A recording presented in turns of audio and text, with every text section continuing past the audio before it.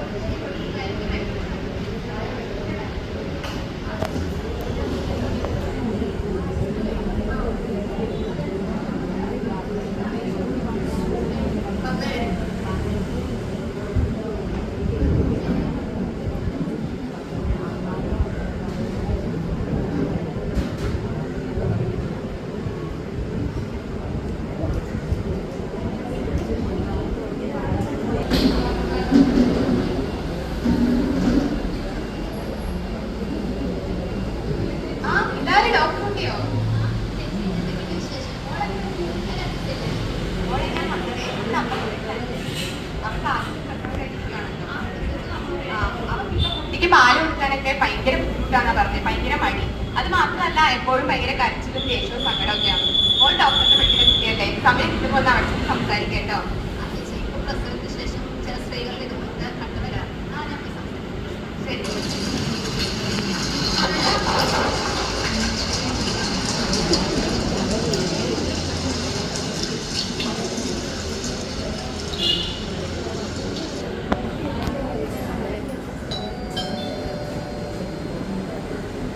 Birthday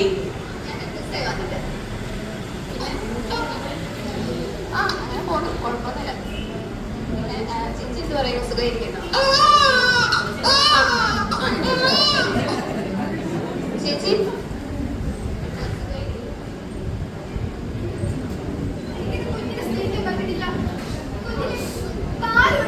തോന്നണില്ല കുഞ്ഞിനോട് ദേഷ്യം, എല്ലാവരോടും ദേഷ്യം. ഞങ്ങൾക്കൊരു അമ്മയല്ല. ചേച്ചിയുടെ മാനസികാവസ്ഥ എനിക്ക് മനസ്സിലാക്കാൻ പറ്റും. ഇത് നമ്മൾ പോസ്റ്റ്മോർട്ടം ഡിപ്രഷൻ അല്ലെങ്കിൽ പ്രസവാനന്തര വിഷാദം എന്നാണ് പറയുന്നത്. പ്രസവിച്ചിട്ട് 2 ആഴ്ചയിലും ആവുന്നു. ഈ ഒരു കാലയളവിൽ മൂഡ് സ്വിങ്സ്, അതുപോലെ വിശപ്പില്ലായ്മ, ഉറക്കക്കുറവ്, അതുപോലെ തന്നെ കുഞ്ഞിനോട് ദേഷ്യം തോന്നുക, അതൊക്കെ സ്വാഭാവികമായിട്ട് വരുന്നത്. പിന്നെ അതുപോലെ തന്നെ പ്രത്യേക കാര്യം അതൊക്കെ സ്വാഭാവിക. ഇപ്പോൾ 2 ആഴ്ചയിൽ കൂടുതലായിട്ട് നേടി നിൽക്കുകയാണെങ്കിലാണ് വിഷാദം അല്ലെങ്കിൽ ഡിപ്രഷൻ എന്നൊരു അവസ്ഥയിൽ എത്തുന്നത്. ഇത് അത്ര പ്രശ്നമുള്ള കാര്യമാണെങ്കിൽ നമുക്കൊരു കൗൺസിലറിനെ പോയി കാണാവുന്നതാണ്. പിന്നെ വേണ്ടി വന്നാൽ കുറച്ച് മെഡിസിൻസ് എടുക്കാം. ഇതിപ്പോൾ മെഡിസിൻസ് എടുക്കുന്നത് കൊണ്ട് ബ്രസ്റ്റ് ഫീഡ് ചെയ്യുമ്പോൾ പ്രശ്നമുണ്ട് അങ്ങനെ ചിന്തിക്കേണ്ട കാര്യമില്ല. പിന്നെ ഈ സമയത്ത് പാല് കൊടുക്കുകയാണെങ്കിൽ അത് മാനസിക സമ്മർദ്ദം കുറയ്ക്കാൻ സഹായിക്കുകയും ചെയ്യുന്നതാണ്. പിന്നെ ചേട്ടൻ ചെറിയ കാര്യങ്ങൾക്കൊന്നും ചേച്ചിയെ കുറ്റപ്പെടുത്താതിരിക്കാൻ ശ്രദ്ധിക്കണം കേട്ടോ. പിന്നെ ഈ സമയത്ത് കൂടുതലായിട്ട് വീട്ടുകാരോടൊപ്പം സമയം ചെലവഴിക്കുകയാണെങ്കിൽ, ഒറ്റയ്ക്ക് ഓരോ കാര്യങ്ങൾ ആലോചിച്ച് കൂട്ടാതിരിക്കുകയാണെങ്കിൽ അതൊക്കെ ഇതിന് സഹായിക്കും. പിന്നെ കൃത്യസമയത്തുള്ള വ്യായാമം, പോഷകാഹാരങ്ങൾ ഇതൊക്കെ കൊടുക്കുകയാണെങ്കിൽ ഇതുവരെ നമുക്കിത് തടയാൻ സാധിക്കും. പേടിക്കേണ്ട കാര്യമില്ല.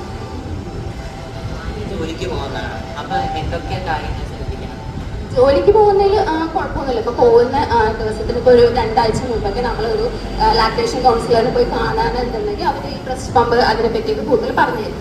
അപ്പോൾ പിന്നെ 2 ആഴ്ച മുമ്പ് തന്നെ നമ്മളിപ്പോൾ ശീലിച്ച് തുടങ്ങുകയാണെങ്കിൽ തുടക്കത്തിൽ ആ ഒരു ബുദ്ധിമുട്ട് ഒഴിവാക്കാൻ പറ്റും. പിന്നെ ഒരു കാര്യം ശ്രദ്ധിക്കേണ്ടത് വെച്ച് കഴിഞ്ഞാൽ ബ്രസ്റ്റ് പമ്പ് വാങ്ങുന്ന സമയത്ത് സൈസ് കറക്റ്റ് നോക്കി വാങ്ങാൻ ശ്രദ്ധിക്കണം. അപ്പോൾ ഞാൻ ജോലി കഴിഞ്ഞ് വരുന്നവരെ ആ പാൽ ഉപയോഗിക്കാൻ പറ്റുമോ? പാലിപ്പോൾ നമ്മൾ പുറത്ത് വെക്കുകയാണെന്നുണ്ടെങ്കിൽ ഒരു 4 മണിക്കൂർ വരെ കേടാവാതെ ഉപയോഗിക്കാൻ പറ്റും. പിന്നെ ഫ്രിഡ്ജിൽ വെക്കുകയാണെന്നുണ്ടെങ്കിൽ ഒരു 24 മണിക്കൂർ വരെയൊക്കെ നമുക്കത് സൂക്ഷിച്ച് ഉപയോഗിക്കാവുന്നതാണ്. പിന്നെ ഫ്രീസറിലൊക്കെ വെക്കുകയാണെങ്കിൽ ഒരു 3 മാസം വരെ ഉപയോഗിക്കാവുന്നതാണ്. പിന്നെ ഒരു കാര്യം ശ്രദ്ധിക്കേണ്ടത് എന്താ വെച്ച് കഴിഞ്ഞാൽ പാല് പുറത്ത് വെച്ച് കഴിഞ്ഞാൽ ചൂടാക്കരുത്. ഒരിക്കലും ഫ്രിഡ്ജിൽ നിന്നിട്ട് ചൂടാക്കി കൊടുക്കരുത്. അത് പുറത്ത് വെച്ചൊരു തണുപ്പ് ആറി അങ്ങനെ കൊടുക്കാൻ കൂടുതലായിട്ട് ശ്രദ്ധിക്കണം. പിന്നെ അത് ഒരു 2 മണിക്കൂറെങ്കിലും അത് അതിന് കൂടുതലായിട്ട് വെച്ച് കൊടുക്കാനായിട്ട് ശ്രദ്ധിക്കും. ഇത്തരം കാര്യങ്ങളൊക്കെ ശ്രദ്ധിച്ചാൽ മതി, കുഴപ്പമില്ല. എന്തെങ്കിലും ആവശ്യമുണ്ടെങ്കിൽ വിളിക്കണം, സഹായിക്കാൻ. ചേച്ചി പോട്ടെ, എന്നാ ശരി.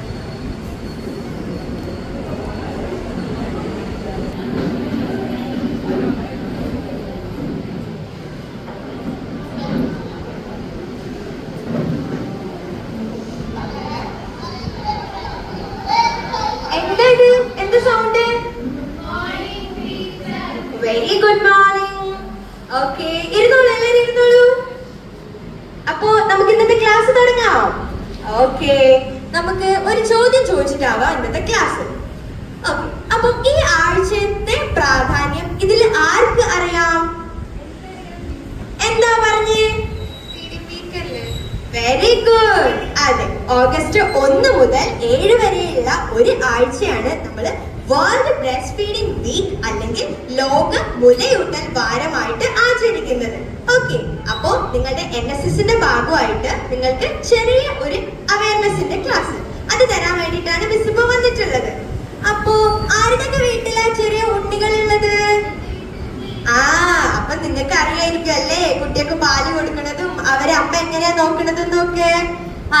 അപ്പോ ടീച്ചർ കുറച്ച് കാര്യങ്ങൾ പറഞ്ഞുതരാം. അതായത് ഇപ്പൊ ഒരു സ്ത്രീ അമ്മയാവുന്നത് മുതൽ ആ കുട്ടിയുമായിട്ടുള്ള ബന്ധം തുടങ്ങുന്നുണ്ട്.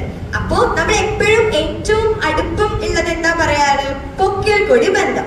അത് കുട്ടീനെ പ്രസവിച്ച് പുറത്തേക്ക് എടുത്തു കഴിഞ്ഞ് നമ്മൾ മുറിച്ചു കഴിഞ്ഞാല് പിന്നെ അതേപോലെ ഇമ്പോർട്ടന്റ്, അതേപോലെ പ്രാധാന്യം വരുന്നത് എന്താ? നമ്മള് അമ്മ കുഞ്ഞിന് മുലയൂട്ടുന്നതാണ് അല്ലേ? അപ്പൊ അതിന് അത്രയും പ്രാധാന്യം ഉള്ളതുകൊണ്ടാണ് നമ്മൾ അങ്ങനെ പറയുന്നത്. ഇനി ഈ മുലയൂട്ടുന്നത് വഴി കുഞ്ഞിനും അതുപോലെ തന്നെ അമ്മയ്ക്കും ഒരുപാട് ഗുണങ്ങൾ കിട്ടുന്നുണ്ട്. ഇപ്പൊ നമ്മൾ കുഞ്ഞിന്റെ കാര്യം നോക്കാം. ആദ്യം തന്നെ നമ്മൾ കുഞ്ഞിനെ ഈ മുക്കിൽക്കൂടിയൊക്കെ മുറിച്ചതിന് ശേഷം നമ്മൾ ആദ്യം തന്നെ അമ്മയുടെ മേലേക്ക് എടുത്തു വെക്കും. എന്നിട്ട് ആദ്യം ആ കുഞ്ഞ് നുണയുന്നത് അമ്മയുടെ അമ്മിഞ്ഞപ്പാലിന്റെ മധുരമാണ്. അപ്പൊ നമ്മൾ കഴിക്കുന്ന പോലെ കുഞ്ഞിന് വലിയ വലിയ ആഹാരങ്ങളോ ഒന്നും കൊടുക്കാൻ പറ്റില്ല. അതിനെന്തേ കൊടുക്കാൻ പറ്റുള്ളൂ? ഈ അമ്മയുടെ പാല് മാത്രമേ കൊടുക്കാൻ പറ്റുള്ളൂ. അപ്പൊ നമുക്ക് കിട്ടുന്നത് പോലെയുള്ള പോഷകങ്ങളും അതേപോലെ രോഗങ്ങളോടൊക്കെ ഫൈറ്റ് ചെയ്യാനുള്ള ശക്തിയും ഒക്കെ എന്താണ് കിട്ടുന്നത്? ഈ പാലിൽ നിന്നാണ്. ഇനി അതുപോലെ തന്നെ ഇപ്പൊ ആദ്യം അമ്മ കൊടുക്കുന്ന പാല്, അത് നമ്മൾ കൊളസ്ട്രോൾ എന്ന് പറയും. ആദ്യം പ്രസവിച്ചിട്ട് ആദ്യം വരുന്ന പാല് അതൊരു മഞ്ഞ നിറത്തിൽ കാണുന്ന ഒരു ദ്രാവകം പോലെ കാണുന്നതാണ്. അപ്പൊ അത് നമ്മൾ ഒരിക്കലും ഒഴിവാക്കരുത്. പാലല്ലാന്ന് വിചാരിച്ച് നമ്മൾ കളയരുത്. കാരണം അതിന് അതിൻ്റെതായ ഒരുപാട് പ്രാധാന്യമുണ്ട്. അതിലെന്താ, രോഗങ്ങളോട് പ്രതിരോധിക്കാനുള്ള ശേഷിയും ഒക്കെ അത് കഴിക്കുന്നത് വഴി കുട്ടിക്ക് കിട്ടുന്നുണ്ട്. ഓക്കെ, ഇനി നമ്മൾ ഇത് മാത്രമല്ല, ഒരു കുട്ടിക്ക് ശാരീരികവും അതുപോലെ തന്നെ മാനസികവുമായിട്ടുള്ള വളർച്ച ശരിയാ അതുപോലെ തന്നെ ശരിയായിട്ട് ആ കുട്ടിയുടെ ബാക്കിയുള്ള ഭാഗങ്ങളൊക്കെ നല്ല രീതിക്ക് വളർന്നു വരാനും കുട്ടി ഒരു നോർമൽ പോലെ നല്ല മിടുക്കത്തിമാരും ആവാനും എന്ത് വേണം, ആ കുഞ്ഞിന് അമ്മയുടെ പാല് തന്നെ കുടിച്ചിട്ട് വേണം. ഓക്കെ, ഇനി അതുപോലെ തന്നെ അമ്മയ്ക്ക് ഒരുപാട് ഗുണങ്ങൾ കിട്ടുന്നുണ്ട്. ഇപ്പൊ നിങ്ങളൊക്കെ കേട്ടിട്ടില്ലേ, ക്യാൻസർ എന്ന് എല്ലാവരും കേട്ടിട്ടില്ലേ? അപ്പൊ ഈ ബ്രസ്റ്റിന് വരുന്ന ക്യാൻസറുകൾ, അതുപോലെ തന്നെ ഓവറിക്ക് വരുന്ന ക്യാൻസറുകൾ, ഇങ്ങനത്തെ രോഗങ്ങളെ ഒക്കെ തടഞ്ഞു നിർത്താൻ ഈ അമ്മയുടെ പാല് കൊടുക്കുന്നത് വഴി സാധിക്കും. അതുപോലെ തന്നെ കുറേ സമയം ഈ പാല് ഇങ്ങനെ കെട്ടിക്കിടക്കുന്നത് നല്ലതല്ല. അപ്പൊ അത് കൊടുക്കുന്നത് വഴി അമ്മയ്ക്ക് എന്താണ് കിട്ടുന്നത്? ആരോഗ്യം തന്നെയാണ് കിട്ടുന്നത്. പിന്നെ നമ്മളെന്താ, ഇത് ഈസി ആയിട്ടുള്ള ഒരു മെത്തേഡാണ്, എല്ലാവർക്കും ചെയ്യാൻ പറ്റുന്നതുമാണ്, ബുദ്ധിമുട്ടില്ലാത്തതുമാണ്. പിന്നെ ഇപ്പം എല്ലാവരും ജോലിക്ക് പോകുന്നവരാണ്. അപ്പൊ അവർക്ക് ചില സമയത്ത് എന്താ, അവർക്ക് ഇങ്ങനെ എപ്പോഴും കുഞ്ഞിനെ അടുത്ത് കിട്ടിക്കൊള്ളുന്നില്ല. അപ്പൊ അവർക്ക് എപ്പോഴും മുലയൂട്ട് പറ്റിക്കൊള്ളുന്നില്ല. അവർക്ക് വേണമെങ്കിൽ ബോട്ടിൽ ഫീഡിംഗ് ഒക്കെ ചെയ്യാവുന്നതാണ്. പക്ഷെ നമ്മൾ എത്രത്തോളം മാക്സിമം കുഞ്ഞിനെ ബോട്ടിൽ ഫീഡിങ് ഒഴിവാക്കാൻ പറ്റുമോ അത് തന്നെ ചെയ്യണം. കാരണം നമ്മൾ ഈ ബോട്ടിൽ ഫീഡിങ്ങിലേക്ക് ചെയ്ത് കഴിയുന്ന സമയത്ത് പിന്നീട് തിരിച്ച് കുട്ടിക്ക് ആ ഒരു അമ്മയുമായിട്ട്, അമ്മ കൊടുക്കുന്ന പാല് കഴിക്കാൻ കുറച്ചൊരു ബുദ്ധിമുട്ടുണ്ടാവും. അതുമായിട്ട് അഡാപ്റ്റ് ചെയ്യാൻ, ഏതാണ് നിപ്പിള് ഏതാണ് ആ ഒരു ബോട്ടിലിന്റെ ഇതെന്ന് മനസ്സിലാക്കാൻ കുറച്ച് ബുദ്ധിമുട്ടുണ്ടാവും. അതാണ് നമ്മൾ റീലാക്ടേഷൻ എന്ന് പറയുന്നത്. ഓക്കെ, അപ്പൊ എന്തെന്നെ ആയാലും നമ്മൾ മാക്സിമം കുഞ്ഞിന് നല്ല രീതിക്ക് അമ്മയുടെ പാല് തന്നെ കൊടുത്തിട്ട് വളർത്താൻ വേണ്ടിയിട്ട് ശ്രമിക്കാം. ഓക്കെ, അപ്പൊ എല്ലാവർക്കും മനസ്സിലായില്ലേ? ഇനി എന്തെങ്കിലും സംശയം ഉണ്ടോ?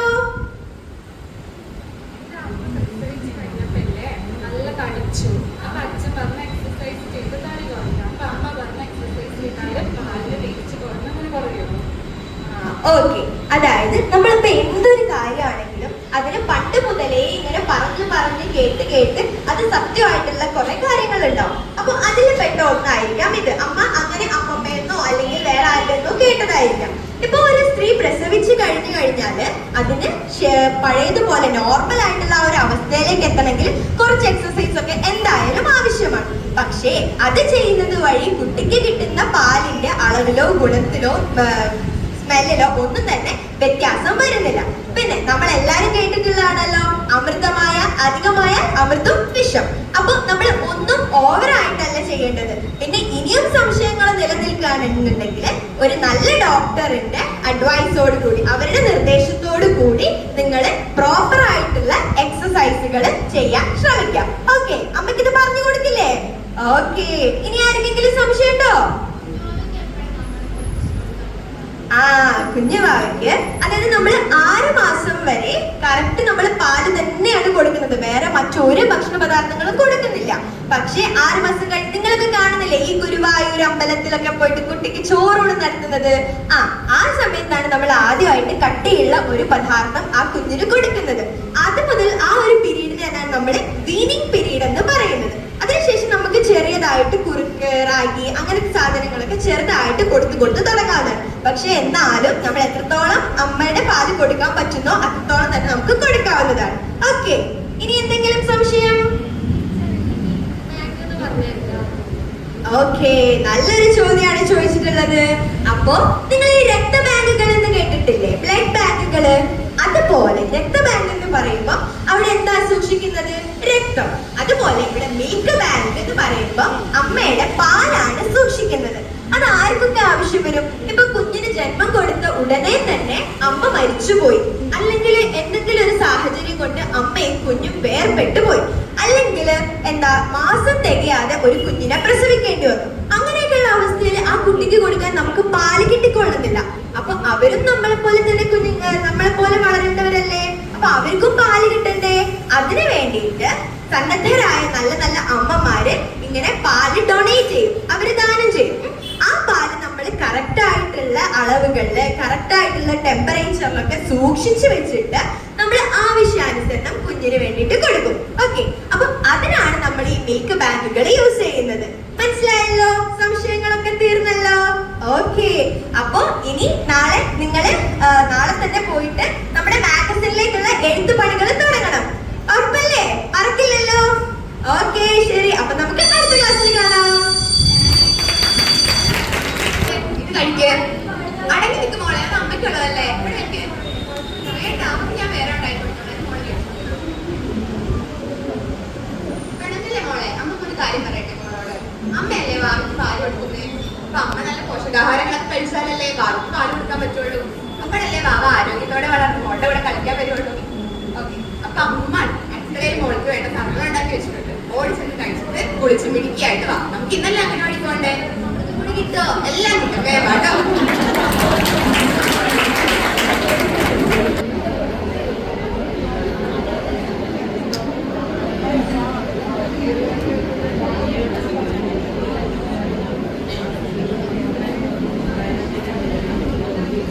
അടുത്തതായി കൊച്ചി സിവിൽ പോലീസ് സ്റ്റേഷനിൽ മാതൃത്വത്തിന്റെ ഉത്തമ ഉദാഹരണമായി മാറിയ ശ്രീമതി മൈഥിലി രമേശിനെ വേദിയിലേക്ക് സ്വാഗതം ചെയ്യും.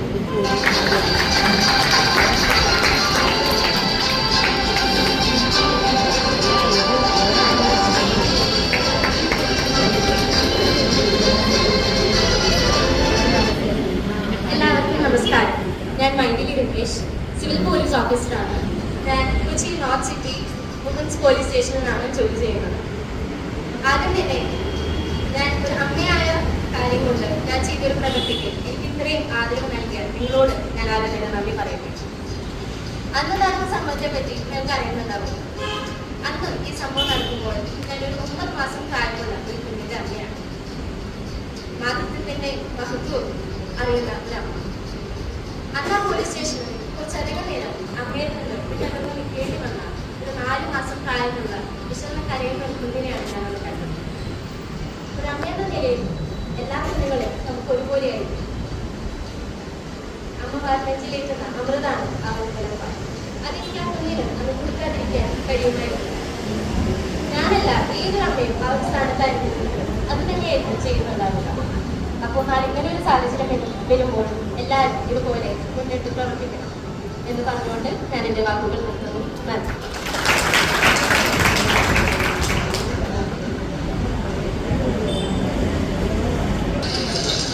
നാട്ടിലൊക്കെ എന്ത് മഴയാ മോളെ?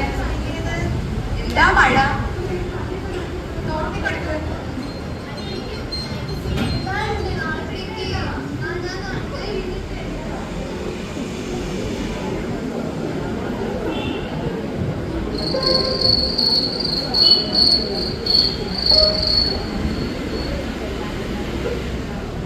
അനുശ്വരിക്ക് നല്ല പേടിയുണ്ടായിരുന്നു. മാത്രമല്ല നല്ല ആഴമുണ്ടായിരുന്നു. മഴയായതിനാൽ വെള്ളം കലങ്ങി തുടങ്ങി. അതുകൊണ്ട് വെള്ളത്തിൽ ഇറങ്ങേണ്ട എന്ന് അവർ തീരുമാനിച്ചു. അങ്ങനെ വെള്ളച്ചാട്ടത്തിന്റെ മനോഹാരിത ആസ്വദിക്കുമ്പോഴാണ് ഒരു കിളി അവിടേക്ക് വന്നത്. അതിനൊരു പ്രത്യേകതയുണ്ടായിരുന്നു. ആ കിളി സംസാരിക്കുമായിരുന്നു. അത് അവരോട് പറഞ്ഞു, നിങ്ങൾ ഇവിടെ നിന്ന് വേഗം രക്ഷപ്പെട്ട കുട്ടികളെ, ഇവിടെ വലിയൊരു ആപത്ത് വരാൻ പോകുന്നു. നിങ്ങൾക്ക് രക്ഷപ്പെടണമെങ്കിൽ വേഗം ഇവിടെ നിന്ന് ഓടിപ്പോയിക്കോളൂ എന്ന്. ആ കിളി പറന്നുപോയി.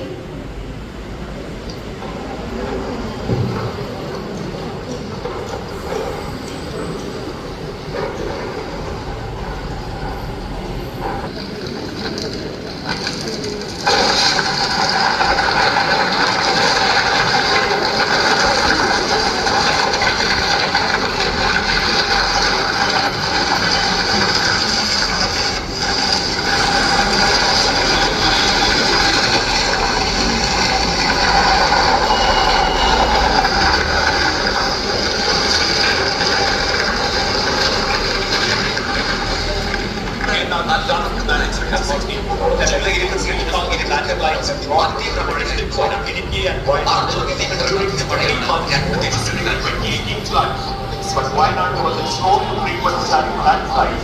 For example, between 2016 and 2018, Wayanad did not register the landslides between May 10 and the first week of August 2018.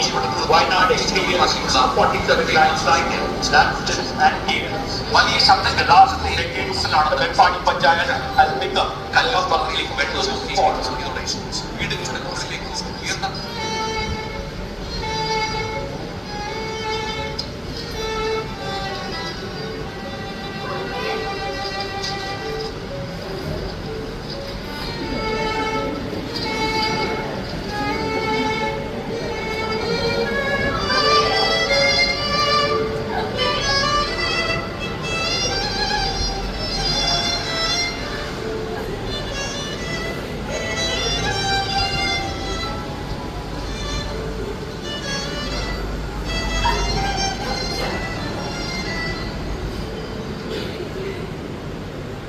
ദുരന്തമുഖമായ Wayanad Chooralmala Mundakkai ഭാഗത്ത് നിന്ന് അതിദാരുണവും ഭീതിജനകവും ഒപ്പം തന്നെ മനുഷ്യ മനസാക്ഷിയെ പിടിച്ചുലയ്ക്കുന്നതുമായുള്ള നേർക്കാഴ്ചകളാണ് നമ്മൾ ഇപ്പോൾ തത്സമയം കണ്ടുകൊണ്ടിരിക്കുന്നത്.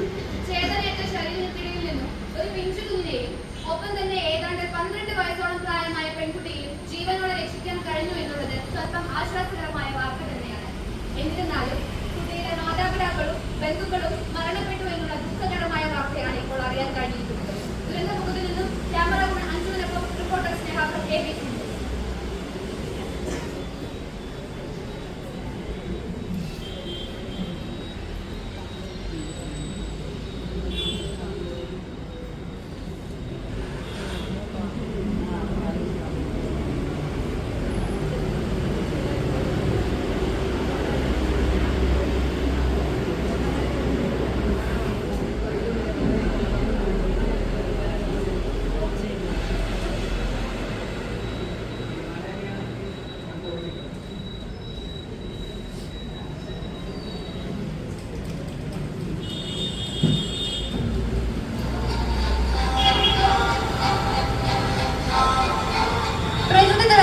അനാഥരാക്കപ്പെട്ട ഈ പിഞ്ചു കുഞ്ഞുങ്ങൾക്ക് തുണയേകുവാനും ഒപ്പം തന്നെ സ്വന്തം അച്ഛനും അമ്മയുമായി തന്നെ ഇവരെ കൈപിടിച്ചുയർത്തുവാനും സ്വന്തം കുഞ്ഞിനൊപ്പം ഈ പിഞ്ചു കുഞ്ഞിനും മുലയൂട്ടുവാനും തയ്യാറായി മുന്നോട്ട് വന്ന നവദമ്പതികൾ മാതൃകയായിരിക്കുകയാണ്.